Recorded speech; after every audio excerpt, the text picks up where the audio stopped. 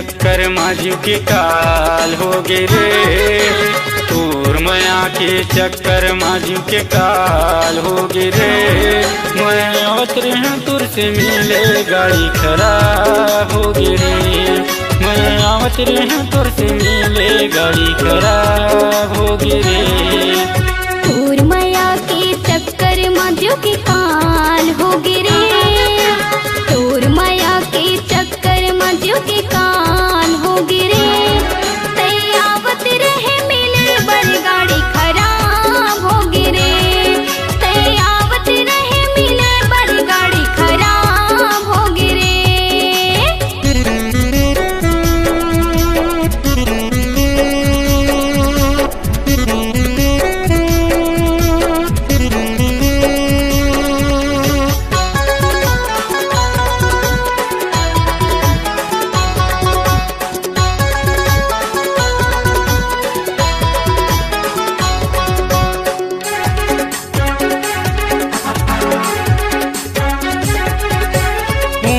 तारीख मई के महीना दिन शनिवार के खबर बलाए मुलर रानी कहर बहाना मार के।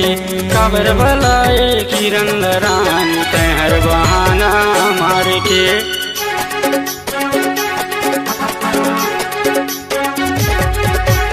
29 तारीख मई के महीना दिन शनिवार के खबर बलाए रोहन लयन कहर बहाना मार के। खबर बलाए किरण रानी कहर बहाना मार के। तोर माया के चक्कर माजू के काल हो गे रे। तोर माया के चक्कर माजू के काल हो गे रे। मैं आवत रहे तुर से मिले गाड़ी खराब हो गे रे। मैं आवत रहे तुर से मिले गाड़ी खराब हो गे रे।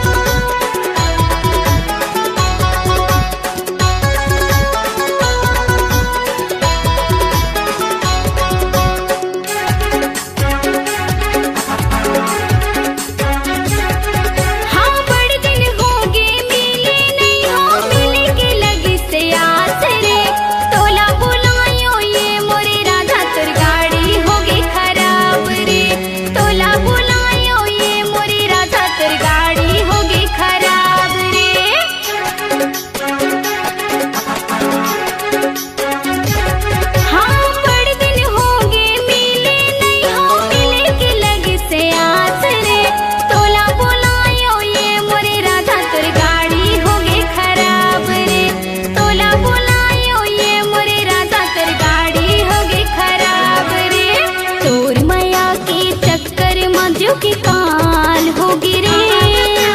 तोर माया के चक्कर माजू के काल हो गे रे। तै आवत रहे मिले बड़ गाड़ी खराब हो गे रे। तै आवत रहे मिले बड़ गाड़ी खराब हो गे रे। तोर माया के चक्कर माजू के काल हो गे रे। तोर माया के चक्कर माजू के काल हो गे रे। मैं आवत रहे तुर से मिले गाड़ी खराब हो गे रे। तै आवत रहे मिले बड़ गाड़ी खराब हो गे रे। मैं आवत रहे तुर से मिले गाड़ी खराब हो गे रे।